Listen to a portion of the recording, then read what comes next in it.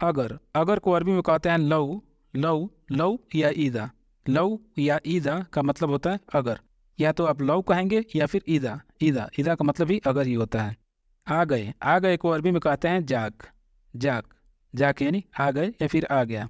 तो चलिए इन दोनों शब्दों को मिला के देख लेते हैं कि आखिर इसको बोलना कैसे होता है। अगर आपको किसी को कहना हो कि अगर वो आए तो मुझे कहो, अगर वह आए तो मुझे कहो, तो आप इसको अरबी में कहेंगे लव या फिर लगाएंगे ईदा।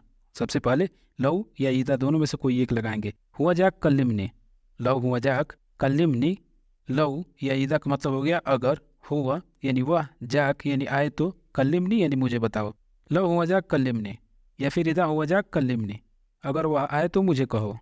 हमेशा को अरबी में कहते हैं दायमंद, दायमंद, दायमंद यानी हमेशा। चलिए इसको भी सीख लेते हैं कि आखिर इसको यूज कैसे करना है।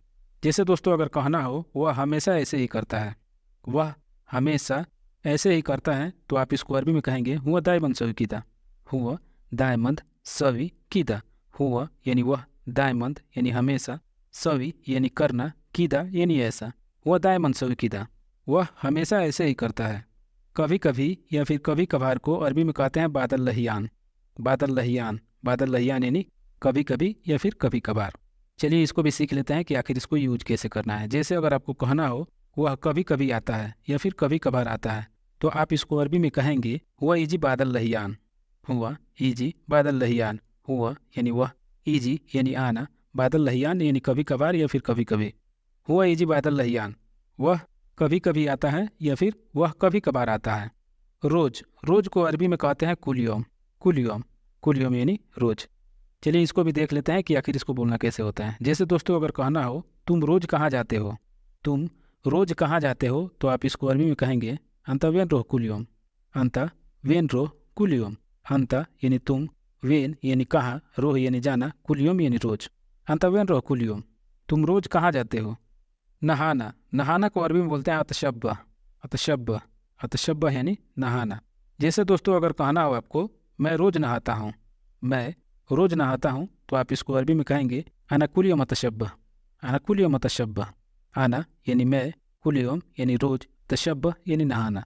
अना कुल यौम अतशब्बा, मैं रोज नहाता हूँ।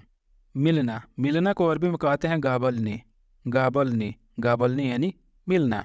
चलिए दोस्तों इसको भी देख लेते हैं कि आखिर इसको यूज कैसे करना है। जैसे कि दोस्तों अगर आपको कहना हो कि तुम मुझसे कल मिलो, तुम मुझे से कल मिलो, तो आप इसको अरबी में कहेंगे अंता गाबिल ने बुकरा। अगर मेल के लिए बोलना हो तब आप बोलेंगे कि अंता गाबिल ने बुकरा। अगर फीमेल के लिए बोलना हो तो आप कहेंगे अंती गाबिल ने बुकरा। अंता यानी मेल होता है और अंती फीमेल होता है। अंती गाबिल ने बुकरा, तुम मुझसे कल मिलो, या फिर अंता गाबिल ने बुकरा, तुम मुझसे कल मिलो। अंता यानी तुम, गाबिल ने यानी मिलना, बुकरा यानी कल। अंता गाबिल ने बुकरा, तुम मुझसे कल मिलो।